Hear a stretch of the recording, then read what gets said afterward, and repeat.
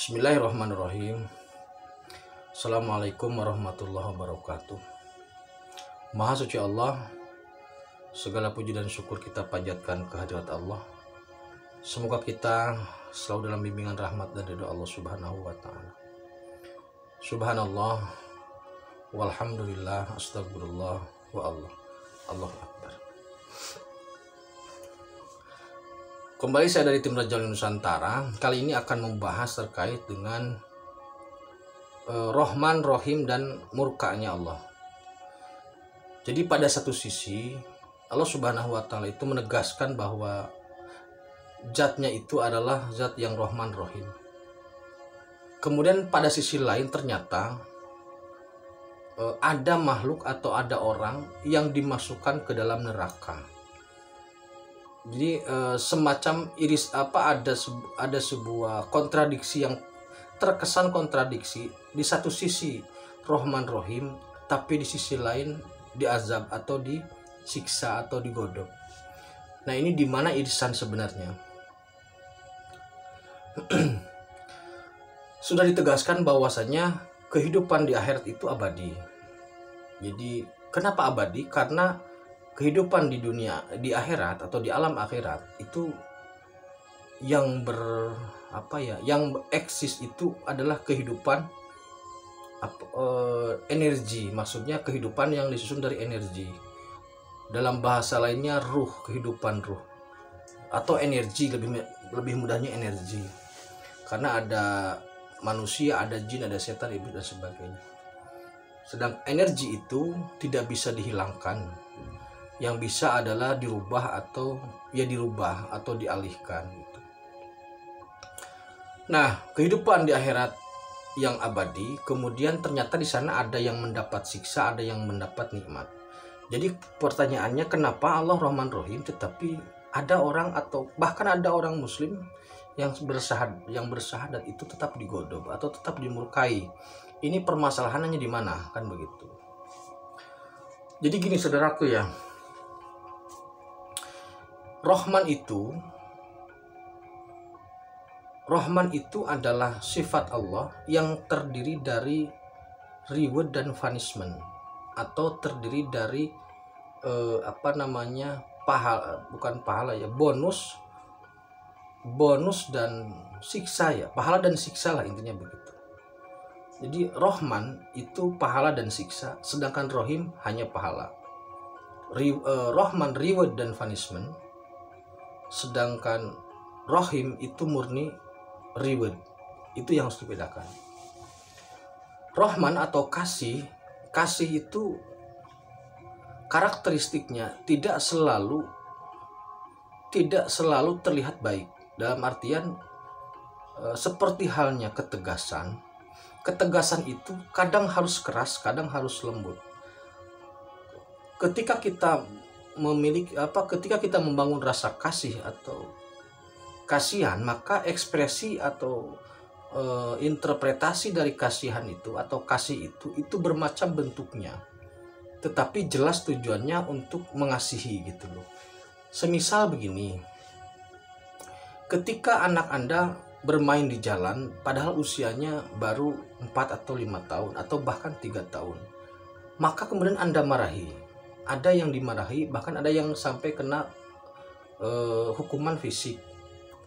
Atau ketika Anda memberikan hukuman fisik kepada anak-anak Anda, baik dalam bentuk ucapan ataupun bahkan ada yang bentuk fisik. Nah, kalau ditanya kenapa itu dilakukan, jawabannya adalah karena sayang atau karena kasih. Sebenarnya bukan sayang, tapi karena kasih, karena mengasihi. Ketika kita mengasihi anak, ketika kita menginginkan hal yang terbaik untuk anak, maka ada kalanya cara-cara itu harus ditempuh. Jadi tidak selalu marah itu sebagai bentuk kemarahan aslinya, tapi marah itu juga bentuk dari kasih, bentuk dari mengasihi. Ujian bentuk dari mengasihi, memarahi bentuk dari mengasihi. Ketika anak Anda atau saudara atau Anda sendiri keseleo di tangan atau di kaki umpamanya, maka cara mengasihinya itu dengan cara diurut. Walaupun kesakitan, ketika kita melihat anak kesakitan karena diurut, menjerit karena diurut, tapi itu sebagai bentuk rasa kasih kita terhadap anak agar nanti tulangnya, uratnya itu kembali normal. Nah, rahman Allah seperti itu. Di dunia maupun di akhirat, rahman Allah bentuknya seperti itu. Jadi kalau kenapa di akhirat ada orang mukmin atau orang muslim yang masukin ke neraka, itu sebagai bentuk punishment Allah. Punishment Allah itu merupakan bagian dari rahman Allah. Jadi rahman rahim, rahman Allah terdiri dari reward dan punishment itu sebagai bentuk keadilan. Itu sebagai bentuk keadilan. Tujuannya apa? Tujuannya agar orang tersebut itu bisa kembali menjadi yang baik. Ketika seseorang melakukan tindakan pidana, seumpama dia nyolong atau mencuri atau narkoba, kemudian pemerintah menangkap, kemudian disidang dan dimasukkan ke dalam penjara umpamanya, maka sebenarnya itu merupakan upaya bentuk rahman dari pemerintah. Tujuannya apa? Agar pribadi yang melakukan itu tidak mengulanginya. Pribadi yang melakukan itu jera terhadap yang dia lakukan, agar orang lain tidak lagi menjadi korban. Nah, ketika di penjara, maka harapan dari pemerintah adalah orang tersebut ketika keluar menjadi pribadi yang lebih baik. Neraka di akhirat itu sebagai bentuk rahman Allah dalam artian punishment atau dalam artian hukuman. Jadi antara pahala dan hukuman itu Allah berikan semuanya, karena kalau pahala saja tidak beres, tidak adil. Rahman Allah dalam bentuk hukuman itu bentuknya adalah neraka. Di akhirat itu bentuknya neraka. Maka nanti di neraka Allah akan memberikan hukuman sebagai bentuk keadilan, sebagai bentuk dari rahmannya Allah, itu dengan cara yang sangat adil. Tidak ada sedikit pun hal yang membuat atau tidak ada satupun makhluk yang diazab Allah itu merasa terdolimi gitu loh, karena semuanya sesuai. Semisal begini, kalau seseorang sewaktu hidupnya adalah pecandu narkoba, katakanlah seperti itu, atau peminum aja lah biar mudah ya, peminum alkohol umpamanya, maka pada saatnya nanti ketika dia masuk, umpamanya Allah murka, Allah azab, Allah kemudian menghendaki dia masuk neraka sebagai bentuk punishment dari perilakunya, nanti di akhirat dia akan melakukan hal yang sama.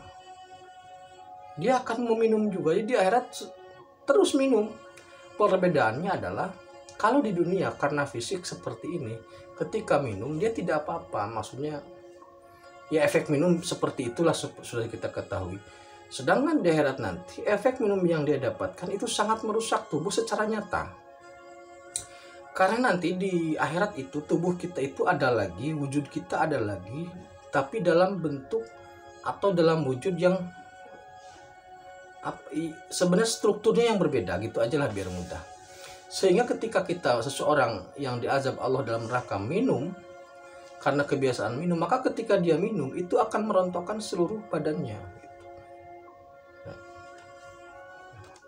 Ketika dia minum, kalau di dunia paling yang minum itu mabok, muntah, kemudian pusing, maka kalau di akhirat nanti peminum itu dia perutnya rontok, sekarat, dan sakitnya sekarat pada saat itu sama dengan sakitnya sekarat pada saat hidup menjelang mati. Sakitnya sama, tetapi tidak mati. Makanya orang-orang yang ada di neraka sebenarnya yang diharapkan adalah mati, tapi tidak mungkin mati karena sudah bentuk energi, gitu loh. Nah, sehingga siksaan sakitnya sekarat ya seperti itu. Jadi sekarat yang terus terulang dalam sehari. Jadi sehari di akhirat itu kurang lebih 1000 tahun di dunia ya. Jadi itu terus terulang, ratusan kali, ribuan kali terus terulang gitu loh. Jadi sehari bisa 300 kali. Hitungan dunia loh ya. Hitungan dunia.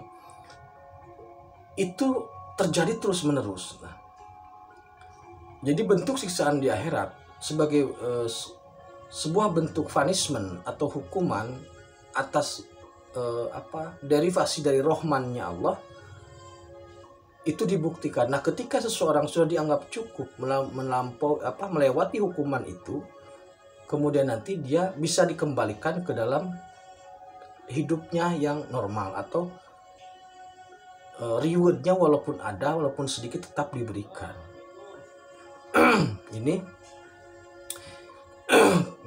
ini reward dan punishment. Nah, reward dan punishment ini berlaku di dunia juga di akhirat. Artinya apa? Artinya apa yang kita lakukan di dunia, reward dan punishment-nya bisa terjadi di dunia, tapi yang pasti reward dan punishment itu akan diberikan di akhirat. Jadi rahmannya Allah bisa diberikan di dunia juga bisa berikan di akhirat, atau di dua-duanya. Nah, kalau Rohim itu sudah pasti reward, kalau Rohim sudah pasti reward. Sedangkan Rahman itu ada reward, ada punishment. Nah, oleh karena itu, mari kita berpikir, mari kita bertindak, bertekad yang sesuai dengan kehendak Allah, menjadi afalnya Allah, agar perjalanan kita ini dituntun oleh bimbingan Allah, dituntun oleh kehendak Allah, sehingga aman. Karena pasti benarnya kalau bimbingan dari Allah. Aman, kalau sudah aman, ya ridho Allah ada, ya selesai sebenarnya. Bisa menikmati hidup di dunia maupun di akhirat. Gitu. Demikian terkait dengan reward dan punishment, terkait dengan Rahman yang terdiri dari reward dan punishment, dan juga Rohim yang hanya terdiri dari reward. Terima kasih, tetap tingkatkan iman dan amal soleh. Assalamualaikum warahmatullahi wabarakatuh.